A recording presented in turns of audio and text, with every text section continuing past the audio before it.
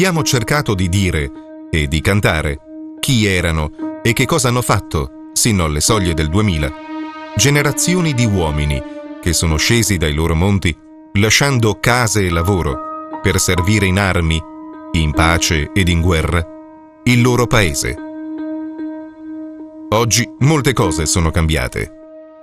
Ora da tutta Italia salgono le nostre montagne alcuni giovani, uomini e donne, per dedicare volontariamente la loro vita al servizio militare nelle truppe alpine. Ma non sono cambiati il fascino delle montagne e lo spirito dei reparti che li accolgono.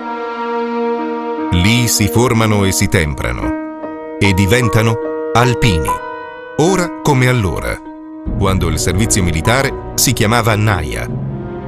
Il coro conegliano ha voluto rendere omaggio con questi canti ad un mito che ha avuto come protagonisti quegli uomini e che, celebrato anche nei loro canti, è diventato leggenda. La leggenda degli alpini.